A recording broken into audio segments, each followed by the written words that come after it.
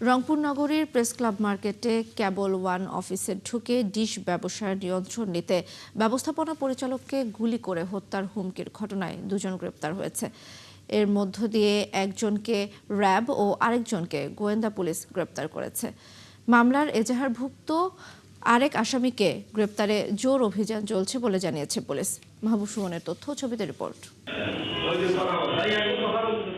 রোববার দুপুরে রংপুর নগরীর প্রেস ক্লাব এলাকায় কেবল ওয়ানের অফিসে ঢুকে তারা মুঠোফোনে হত্যার হুমকি দেয় ডিশ ব্যবসায়ীকে।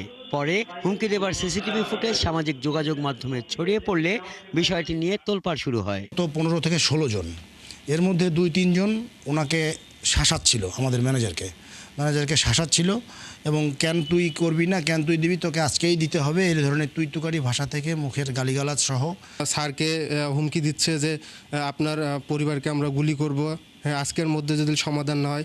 তারপর আমাদের যারা অফিস স্টাফ ছিল তাদেরকে হুমকি দিচ্ছে যে আপনারা যদি অফিসের নিচে নামেন আপনাদেরকে উঠায় নিয়ে যাব, মারধর করব, এই ধরনের আর কি হুমকি দিচ্ছিল। 72 ঘন্টা ময়েশ্চার লক সমৃদ্ধ লিলি বডি ওয়াশ, শিয়া বাটারের গুডনেস স্কিন রিপেয়ার করে রাখে সফট ও গ্লোয়িং। এই ঘটনার আগে ডিশ লাইন বিচ্ছিন্ন করার অভিযোগে সংবাদ সম্মেলন করে ভুক্তভোগী পরিবার। অভিযুক্ত তার দোষ স্বীকার করেছে। রক্তের নাকি বন্যা বয়ে দিবে, তারা এই টাইপের হুমকি আমাদেরকে দিচ্ছে এবং সাইড থেকে এই টাইপের হুমকিগুলো আসতেছে যে আমার হাজবেন্ড যদি গিয়া ওখানে লাইন লাগায় বা লাগানোর চেষ্টা করে তখন তারা এই রক্তের বন্যা বয়ে দিবে। যেরকম কাগজ দেখাচ্ছে সেটা যে কোনো সময় বানাতে পারে মানুষ।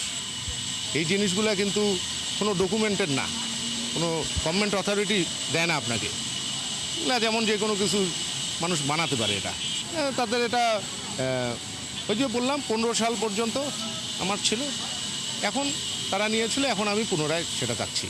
এদিকে পুলিশ বলছে মামলার এজাহার নামীয় অভিযুক্ত দুজনের মধ্যে একজন গালিব ও মিথুন নামে আরেকজন গ্রেপ্তার হয়েছে। গালিবকে র্যাব 13 ও মিথুনকে গোয়েন্দা পুলিশ গ্রেপ্তার করে। বিভিন্ন মাধ্যম থেকে আমরা তথ্য পেয়েছি, তথ্যগুলো বিশ্লেষণ করে আমরা আসামি গ্রেপ্তারে এবং সত্য উদ্ঘাটনে সচেষ্ট আছি। এ বিষয়ে আমরা তৎপর আছি। এই সম্পর্কিত আমরা শুনেছি, কিন্তু এখনো আমাদের কাছে আসে নাই বা আমাদের কাছে এরকম অথেন্টিক কোনো নাই, তথ্য নাই।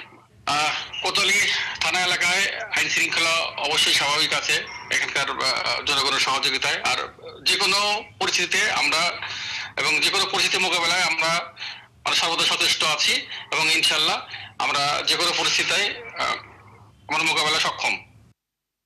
এজাহার নামীয় আরেক আসামি আকিবুল রহমান মনুকে গ্রেপ্তারে অভিযান চলছে বলে জানিয়েছে পুলিশ।